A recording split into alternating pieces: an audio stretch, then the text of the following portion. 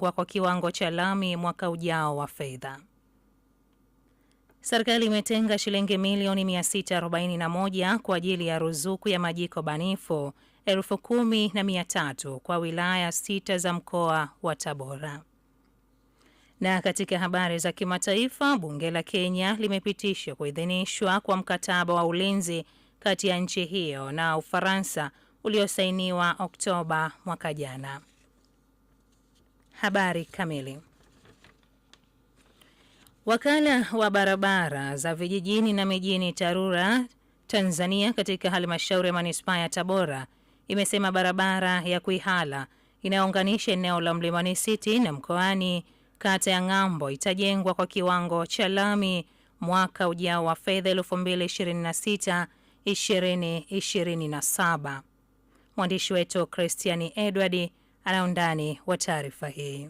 Kaimu meneja wa TARURA manispaa ya Tabora mhandisi Nehemia Chacha ameiambia CGFM kwamba kupitia mradi wa TACTICS barabara hiyo itajengwa kwa kiwango cha lami ili kuboresha miundombinu na kurahisisha usafiri katika eneo hilo. Barabara ya Kwihala kuna mpango mzuri wa mkakati umewekwa kwa ajili ya kutengeneza hiyo barabara kwa kiwango cha lami. Itakuwa inaanzia kata ya Malolo, inakuja kata ya Kidongo Chekundu mpaka barabara ya Madaraka. Kwa hiyo mpango mzuri upo kwa ajili ya kutengeneza katika awamu ya 3 ya TACTICS.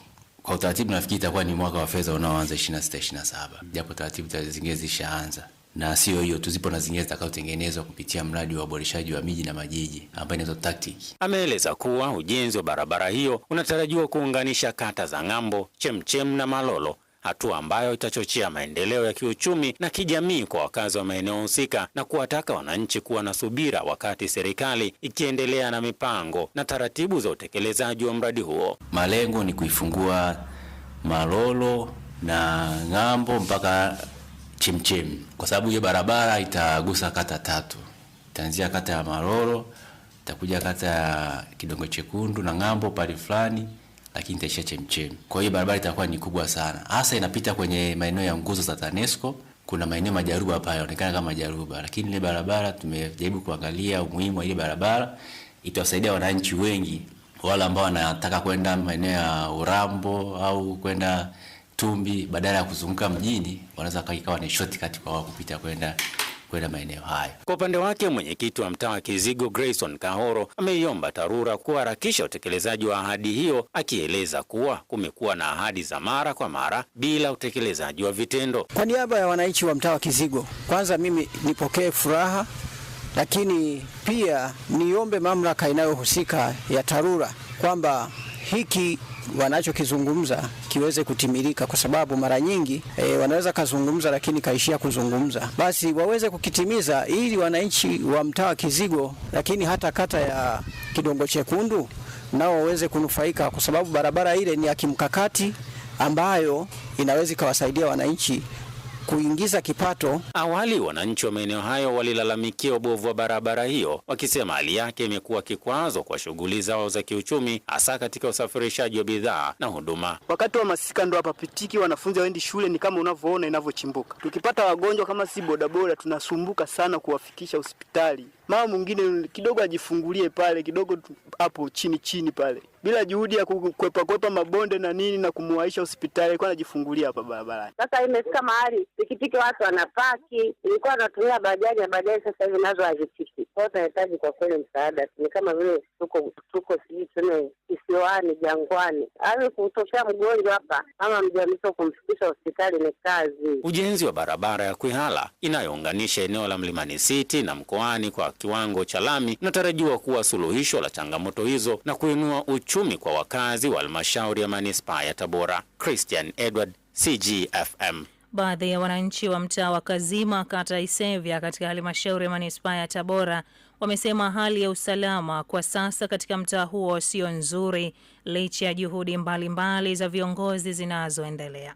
Mwandishi wetu Vivian Piuza ana maelezo kamili. Mmoja wa wananchi wa mtaa wa Kazima, Ali Mabula, ameambia CGFM kuwa hali ya usalama sio nzuri kwa sababu amewahi kuibiwa simu yake wakati akirudi nyumbani. Simu yangu ilikwenda ya thamani ya shilingi 75,000 ikaenda kwa sababu ya pikipiki. Walinifuata kwa kinyume nyume, ilikuwa simu mkono wa kulia, wakaipitia ikaenda. Kaenda polisi kutoa ripoti, nikapata nusu ripoti kuhusu kutana na laini, nikaenda kule kwenye laini kulikuwa kuna hela, nikaenda na mimi nikairudisha, nikatoa hela yangu. Ulinzi kwa sababu jeshi la polisi, tunao polisi wengi, lakini kukabili sisi wanadamu wote ni kazi ngumu, hatuwezi kuilaumu serikali.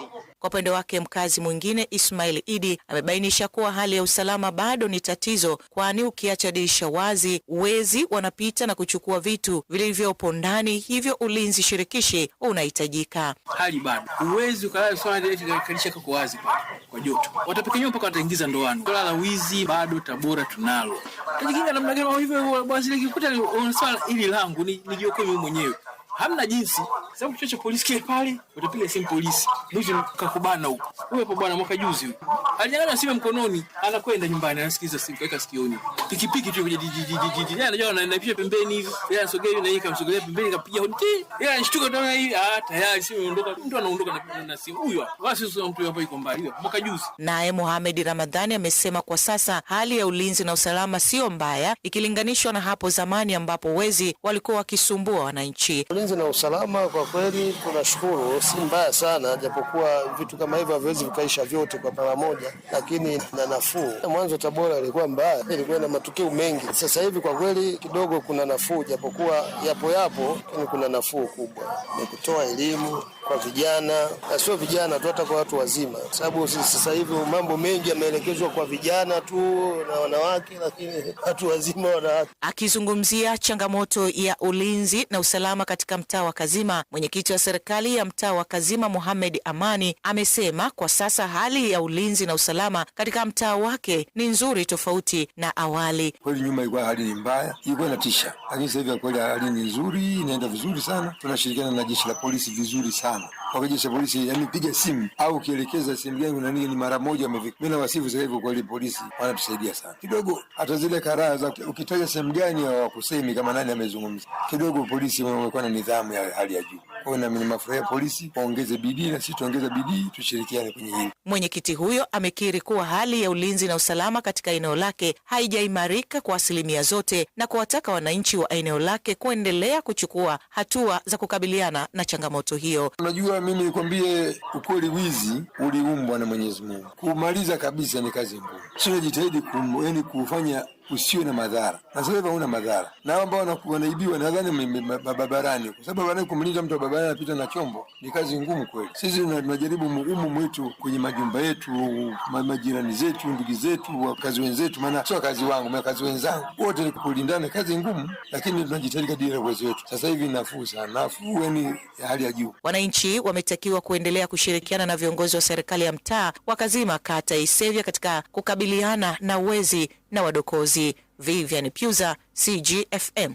Maafisa wa usafirishaji katika halmashauri ya manispaa ya Tabora wametakiwa kuacha mashindano ya vyombo vya moto barabarani ili kujiepusha na ajali zinapotokea.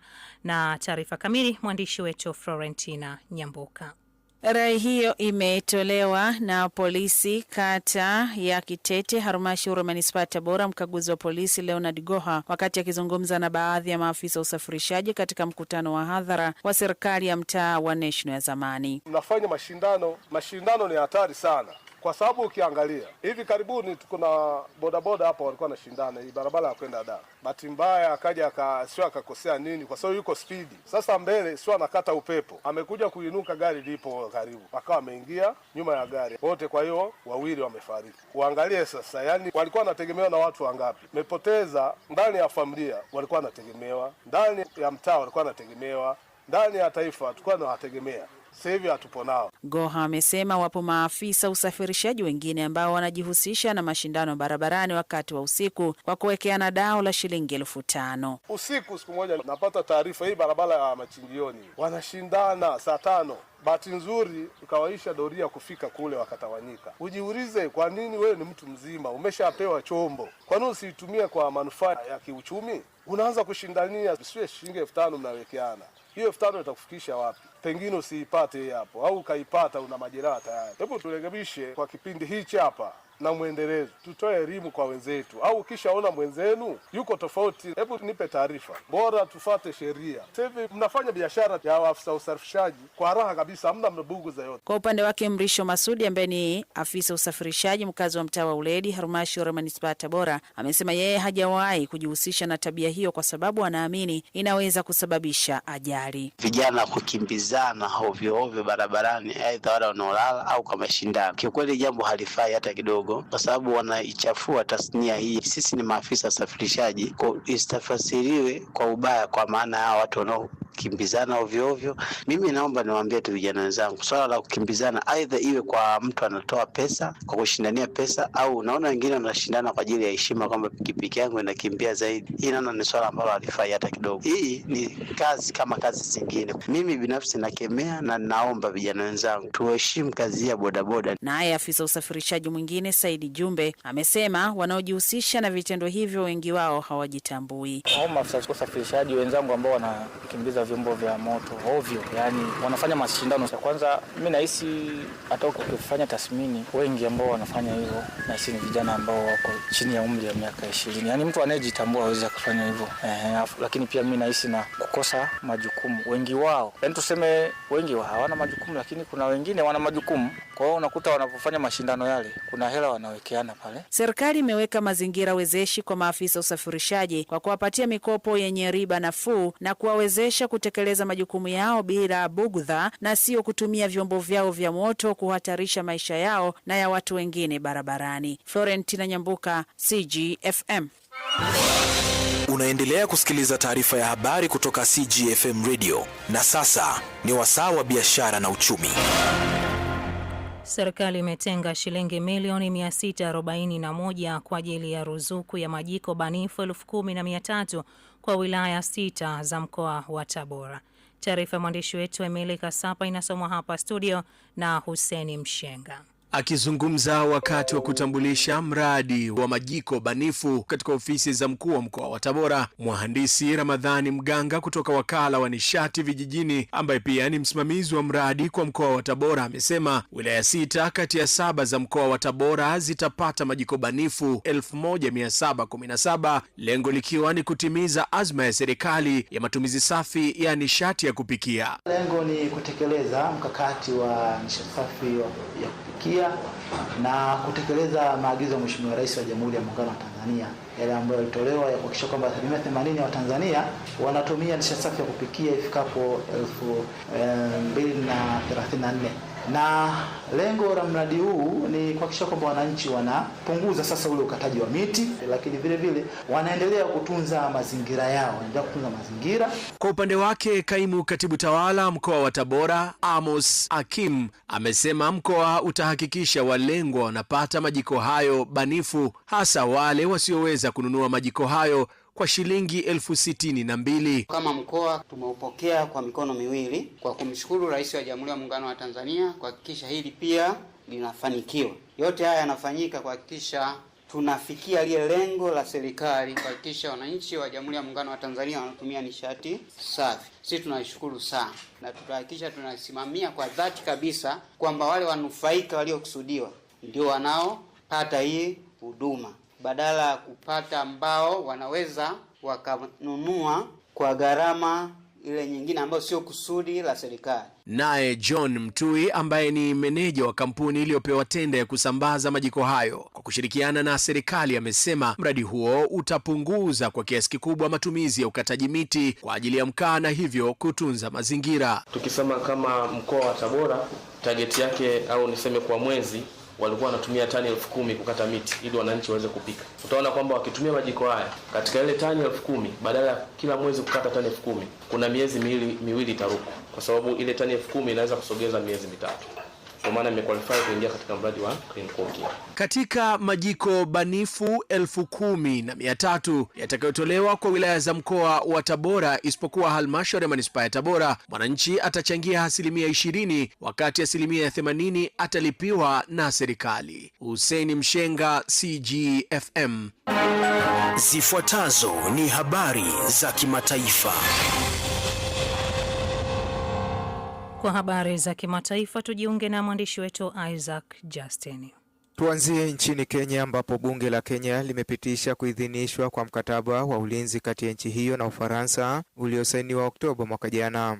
Mchakato rasmi wa kuidhinishwa mkataba huo sasa uko mikononi mwa serikali. Mkataba huo unaweka mfumo wa miaka 5 unaoweza kuongezwa muda mara moja kwa ushirikiano kati ya nchi hizo mbili katika nyanja kadhaa muhimu kama vile ushiriki wa usalama wa baharini, ulinzi wa amani, mafunzo na misaada ya kibinadamu. Ufaransa kwa upande wake imepoteza uaminifu katika koloni zake za zamani huko Afrika Magharibi, hivyo makubaliano kati yake na Kenya ni sehemu ya mkakati wa kuelekeza upya kidiplomasia kuelekea Afrika inayozungumza Kiingereza.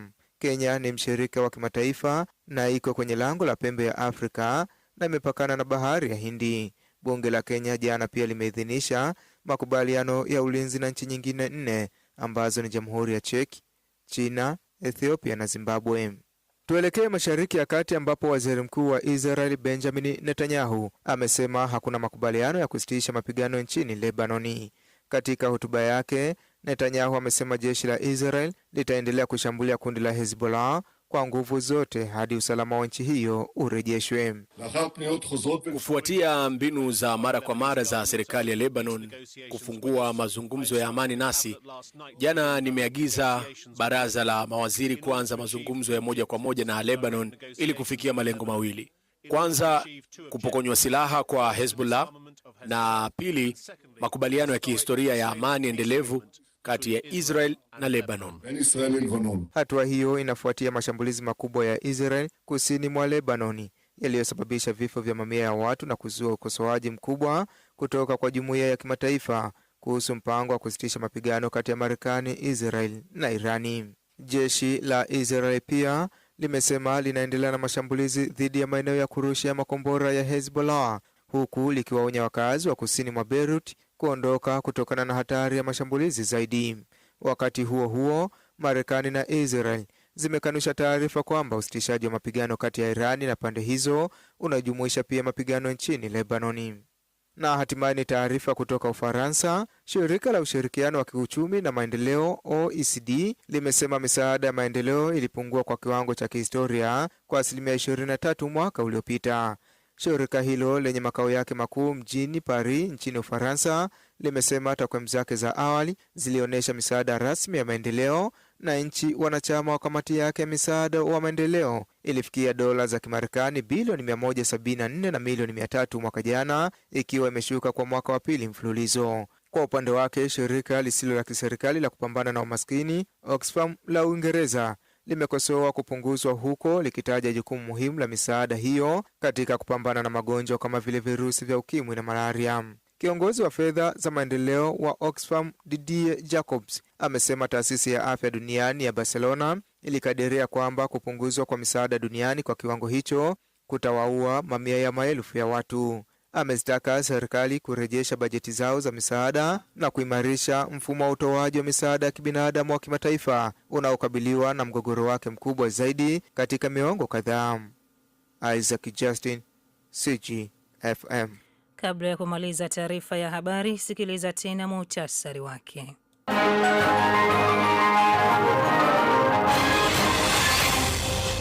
Wakala wa barabara za vijijini na mijini Tanzania TARURA katika manispaa ya Tabora imesema barabara ya Kwihala inayounganisha eneo la Mlimani City na Mkoani kata ya Ng'ambo itajengwa kwa kiwango cha lami mwaka ujao wa fedha. Serikali imetenga shilingi milioni 641 kwa ajili ya ruzuku ya majiko banifu 10,300 kwa wilaya 6 za mkoa wa Tabora. Na katika habari za kimataifa, bunge la Kenya limepitisha kuidhinishwa kwa mkataba wa ulinzi kati ya nchi hiyo na Ufaransa uliosainiwa Oktoba mwaka jana. Mwisho wa taarifa ya habari kutoka CGFM. Kwa niaba ya mhariri mkuu Titus Filipo na wote uliowasikia, asante kwa kunisikiliza na kutazama. Wewe uliyekuwa ukifuatilia YouTube kupitia CG Online TV. Jina langu ni Winifrida Ngasa.